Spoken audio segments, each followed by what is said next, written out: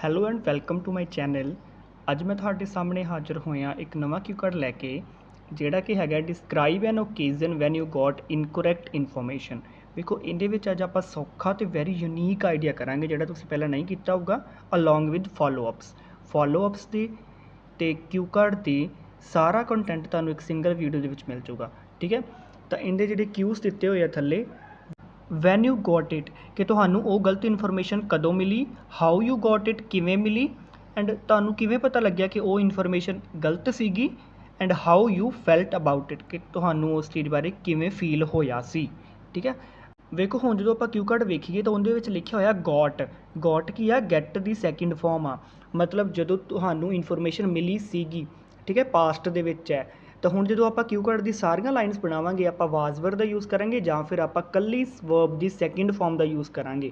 ਠੀਕ ਹੈ, ਕਿ ਆਈ ਗੋਟ ਦਿਸ ਇਨਫੋਰਮੇਸ਼ਨ, ਆਈ ਵਾਚਡ, ਮਤਲਬ ਪਿੱਛੇ ਈਡੀ ਲਾਵਾਂਗੇ ਜਾਂ ਫਿਰ ਵਰਬ ਦੀ ਸੈਕਿੰਡ ਫਾਰਮ ਲਾ ਕੇ ਸਾਰੇ ਸੈਂਟੈਂਸ ਬਣਾਵਾਂਗੇ। ਹੁਣ ਆਪਣੀ ਇੰਟਰੋਡਕਸ਼ਨ ਹੈਗੀ ਆ, ਇਨ ਦਿਸ modern era there are multiple ways to get news, ਕਿ ਇਸ ਮਾਡਰਨ ਜ਼ਮਾਨੇ ਦੇ ਵਿੱਚ ਬਹੁਤ ਸਾਰੇ ਵੇਜ਼ ਹੈਗੇ ਆ, ਬਹੁਤ ਸਾਰੇ ਤਰੀਕੇ ਹੈਗੇ ਆ ਨਿਊਜ਼ ਲੈਣ ਦੇ। Due to this reason it is tough to distinguish between real and fake news. ਫਿਰ ਇਸ ਕਰਕੇ ਇਹ ਬਹੁਤ ਔਖਾ ਹੋ ਜਾਂਦਾ ਹੈ ਫ਼ਰਕ ਕਰਨਾ ਕਿ ਆਪਾਂ ਜਿਹੜੀ ਨਿਊਜ਼ ਲਈ ਜਾਂਦੇ ਆ ਉਹ ਸੱਚੀ ਆ ਕਿ ਫੇਕ ਆ। ਵੀ ਇਸ ਮਾਡਰਨ ਜ਼ਮਾਨੇ ਦੇ ਵਿੱਚ ਬਹੁਤ ਸਾਰੇ ਵੇਜ਼ ਹੈਗੇ ਆ ਆਪਾਂ ਨੂੰ ਨਿਊਜ਼ ਮਿਲਣ ਦੇ, ਇਸ ਕਾਰਨ ਕਰਕੇ ਇਹ ਬਹੁਤ ਜ਼ਿਆਦਾ ਹਾਰਡ ਆ, ਮਤਲਬ ਬਹੁਤ ਜ਼ਿਆਦਾ ਡਿਫੀਕਲਟ ਆ ਕਿ ਆਪਾਂ ਫ਼ਰਕ ਕਰ ਸਕੀਏ ਰੀਅਲ ਅਤੇ ਫੇਕ ਨਿਊਜ਼ ਦਾ। ਡਿਸਟਿੰਗੁਇਸ਼ ਮੀਨਸ ਫ਼ਰਕ ਕਰਨਾ, ਡਿਫਰੈਂਸ਼ੀਏਟ ਕਰਨਾ। Although I have received incorrect information obtained times, one such instance is worth mentioning। ਹੁਣ ਵੇਖੋ although ਦਾ ਮਤਲਬ ਹੈਗਾ ਭਾਵੇਂ ਕਿ ਕੰਪਲੈਕਸ ਸਟਰਕਚਰ ਆਪਾਂ ਇੰਟਰੋਡਕਸ਼ਨ ਦੇ ਵਿੱਚ ਹੀ ਲਾਤਾ। ਅਮਟੀਨ ਦਾ ਮਤਲਬ ਹੈਗਾ ਬਹੁਤ ਵਾਰੀ, ਮਤਲਬ ਮੈਨੀ ਟਾਈਮਸ, ਅਤੇ ਵਰਥ ਮੈਂਸ਼ਨਿੰਗ ਦਾ ਮਤਲਬ ਹੈਗਾ ਕਿ ਉਹਨੂੰ ਮੈਂ ਅੱਗੇ ਦੱਸਣ ਲੱਗਿਆ। ਠੀਕ ਹੈ, ਕਿ ਭਾਵੇਂ ਕਿ ਮੈਂ ਇਹ ਗਲਤ ਇਨਫੋਰਮੇਸ਼ਨ ਬਹੁਤ ਵਾਰੀ ਰਿਸੀਵ ਕੀਤੀ ਆ, ਪਰ ਉਹਨਾਂ ਵਿੱਚੋਂ ਮੈਂ ਇੱਕ ਸੱਚ ਇੰਸਟੈਂਸ, ਮਤਲਬ ਇੱਕ ਇਹੋ ਜਿਹਾ ਚਾਂਸ ਮੈਂ ਅੱਗੇ ਐਕਸਪਲੇਨ ਕਰਨ ਲੱਗਿਆ। ਹੁਣ ਆਪਾਂ ਚੱਲਦੇ ਆਪਦੇ ਕਿਊਜ਼ ਵੱਲ। ਕਿਊਜ਼ ਹੈਗੇ ਆ when and how you got. ਠੀਕ ਹੈ, ਹੁਣ ਆਪਾਂ ਪਹਿਲਾਂ ਆਨਸਰ ਦੇਵਾਂਗੇ ਵੈਨ ਦਾ, ਫਿਰ how the. 2 years ago there was a lockdown in my nation due to corona pandemic. During that time someone flashed the fake news that the government had lifted the lockdown। 2 ਸਾਲ ਪਹਿਲਾਂ ਦੀ ਗੱਲ ਆ ਕਿ ਜਦੋਂ ਸਾਡੀ country ਦੇ ਵਿੱਚ lockdown ਲੱਗਿਆ ਹੋਇਆ ਸੀਗਾ ਕਰੋਨਾ ਪੈਂਡੇਮਿਕ ਕਰਕੇ। ਠੀਕ ਹੈ, ਤਾਂ ਉਦੋਂ ਕੀ ਆ, ਕਿਸੇ ਨੇ ਫੇਕ ਨਿਊਜ਼ ਦਿੱਤੀ। ਠੀਕ ਆ, ਕਿ ਗਵਰਨਮੈਂਟ ਨੇ ਲੋਕਡਾਊਨ ਨੂੰ ਲਿਫਟ ਕਰਤਾ, ਮਤਲਬ ਲੋਕਡਾਊਨ ਨੂੰ ਚੱਕਤਾ ਹੈ। ਠੀਕ ਹੈ, ਮਤਲਬ ਕਿਸੇ ਨੇ ਵੀ ਨਿਊਜ਼ ਜਿਹੜੀ ਗਲਤ ਮੈਨੂੰ ਇਨਫੋਰਮੇਸ਼ਨ ਮਿਲੀ ਸੀਗੀ ਉਹ ਇਹ ਸੀਗੀ ਕਿ ਗਵਰਨਮੈਂਟ ਨੇ ਲੋਕਡਾਊਨ ਨੂੰ ਖਤਮ ਕਰਤਾ ਅਤੇ ਹੁਣ ਆਪਾਂ ਕਿਤੇ ਵੀ ਜਾ ਸਕਦੇ ਹਾਂ। ਠੀਕ ਹੈ, ਹੁਣ how you got, at that time I joined several WhatsApp group to gain information. In one of the groups there was this fake news about lifting the lockdown. ਹੁਣ ਉਸ ਟਾਈਮ ਕੀ ਸੀਗਾ ਕਿ ਮੈਂ ਬਹੁਤ ਸਾਰੇ ਵਟਸਐਪ ਗਰੁੱਪ ਨੂੰ join ਕੀਤਾ ਸੀਗਾ ਤਾਂ ਜੋ ਮੈਨੂੰ ਵੈਲੂਏਬਲ ਇਨਫੋਰਮੇਸ਼ਨ ਮਿਲ ਜੇ। ਅਤੇ ਉਹਨਾਂ ਕਿਸੇ ਇੱਕ ਗਰੁੱਪ ਦੇ ਵਿੱਚ ਕਿਸੇ ਨੇ ਮੈਸੇਜ ਘੱਲਤਾ ਕਿ ਜਿਹੜੀ ਫੇਕ ਨਿਊਜ਼ ਘੱਲਤੀ ਕਿ ਲੋਕਡਾਊਨ ਖਤਮ ਹੋ ਗਿਆ। ਵੇਖੋ ਨਿਊਜ਼ ਹੈਗੀ ਕਿਹੜੀ ਸੀਗੀ ਅਤੇ ਕਦੋਂ ਮਿਲੀ ਸੀ। 2 ਸਾਲ ਪਹਿਲਾਂ ਇਹ ਨਿਊਜ਼ ਮਿਲੀ ਸੀਗੀ ਕਿ ਲੋਕਡਾਊਨ ਖਤਮ ਹੋ ਗਿਆ, ਅਤੇ ਮਿਲੀ ਕਿਵੇਂ ਸੀਗੇ, ਵਟਸਐਪ ਗਰੁੱਪਸ ਥਾਣੀ। ਹੁਣ ਆਪਣਾ ਨੈਕਸਟ ਕਿਊ ਹੈਗਾ ਹਾਊ ਯੂ ਫਾਊਂਡ ਇਟ ਵਾਜ਼ ਇਨਕੋਰੈਕਟ। ਹੁਣ ਤੁਹਾਨੂੰ ਕਿਵੇਂ ਪਤਾ ਲੱਗਿਆ ਕਿ ਇਨਕੋਰੈਕਟ ਸੀਗੀ, ਵੀ ਗਲਤ ਨਿਊਜ਼ ਸੀਗੀ। ਵੇਖੋ ਹੁਣ ਇਹਦਾ ਆਨਸਰ ਆਪਾਂ ਦਿੱਤਾ ਹੈ, upon getting the news I immediately booked an appointment with the dentist because of an immense toothache. ਠੀਕ ਹੈ, ਉਸ ਨਿਊਜ਼ ਮਿਲਦੇ ਸਾਰ ਹੀ ਮੈਂ ਇਮੀਡੀਏਟਲੀ ਇੱਕ ਅਪੋਇੰਟਮੈਂਟ ਨੂੰ ਬੁੱਕ ਕੀਤਾ। ਦੇਖੋ ਇੱਥੇ ਬੁੱਕਡ ਲਾਇਆ, ਮਤਲਬ ਸੈਕਿੰਡ ਫਾਰਮ ਆਪਾਂ ਲਾਈ ਆ, ਬੁੱਕਡ ਐਨ ਅਪੋਇੰਟਮੈਂਟ, ਕਿ ਮੈਂ ਅਪੋਇੰਟਮੈਂਟ ਬੁੱਕ ਕਰ ਲਈ ਸੀਗੀ ਡੈਂਟਿਸਟ ਨਾਲ, ਕਿਉਂਕਿ ਮੇਰੇ ਟੀਥ ਦੇ ਵਿੱਚ, ਮੇਰੇ ਟੁੱਥ ਦੇ ਵਿੱਚ ਬਹੁਤ ਜ਼ਿਆਦਾ ਪੇਨ ਹੋਣ ਡਈ ਸੀ।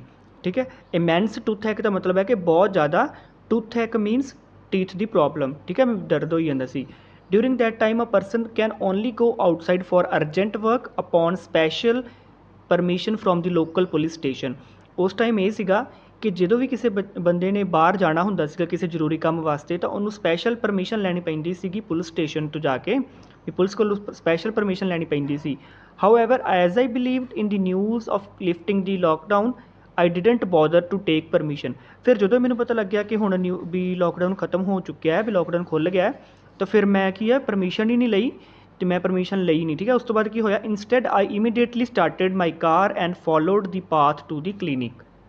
ਅਤੇ ਉਸ ਤੋਂ ਬਾਅਦ ਫਿਰ ਮੈਂ ਕੀ ਕੀਤਾ ਕਿ ਮੈਂ ਜਲਦੀ ਆਪਦੀ ਕਾਰ ਚੱਕੀ ਅਤੇ ਮੈਂ ਕੀ ਡੈਂਟਿਸਟ ਦੇ ਕਲੀਨਿਕ ਦੇ ਵੱਲ ਤੁਰ ਪਿਆ। To my dismay the traffic police stopped me from roaming during the lockdown.